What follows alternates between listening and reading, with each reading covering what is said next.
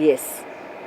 Thutha wa President William Ruto nyitanĩri na mũtongoria wa kĩama kĩa ODM Raila Odinga guthukira AMEMBA ATANO wĩra wa gũkinyaniria mendekithia ma riboti ya NADCO, rĩu AMEMBA aya nĩmeranĩire kĩoneki kĩao harĩ ũkinyaniria wa wĩra ũyũ. We are looking to find a policy framework, a legal framework and a constitutional framework that will give us unity and adherence so that within our diversity we still have that unity. Thĩinĩ wa gĩikaro na andiki a mohoro AMEMBA aya matongoretio nĩ AGNES ũrĩa nĩwe mũikarĩri gĩtĩ magĩte nĩ marĩkĩtie kũmba kamĩtĩ ya AMEMBA ATANO arĩa magũkorwo magĩtangĩkĩra maũndũ 10 marĩa mekĩrĩirwo ũritũ ngirimiti-inĩ ya Raila Odinga na President Ruto. So we have divided ourselves into various subcommittees that can intensively go out to assess the various issues in the particular 10-point agenda.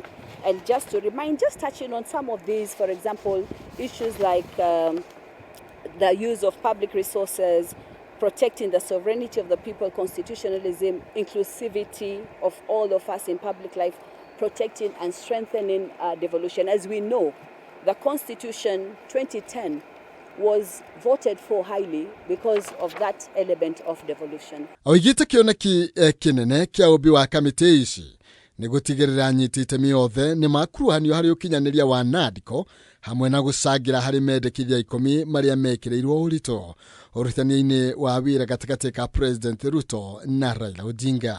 Because this is a very preliminary engagement. From now, we're going to develop our key departments, break down the single issues in detail about what they're going to discuss, include the list of stakeholders that we are going to engage with, go in to talk with the various stakeholders, and then we put it all together. But the subcommittees are just a way to create homogeneity within the particular subject matter, all right?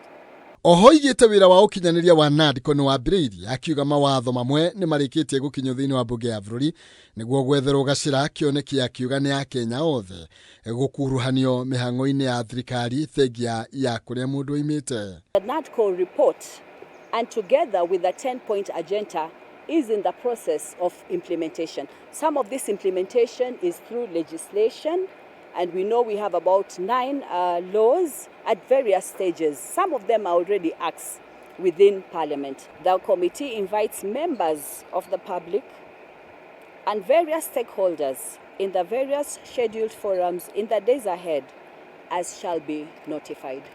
We'll be reaching out to the different groups and members of the public to listen to the different views, to infuse the ideas that are coming in so that we make sure that the implementation of NADCO and the 10-point agenda is achieved. Riboti ĩno ĩgĩtanywo gũka na mendekithia ma ũcenjia wa gatiba hamwe na maũndũ ma bata ta watho wa maiganania gatagatĩ ka mangĩ. Handũ-inĩ ha Kameme TV, njĩtagwo Maina Kĩhumo.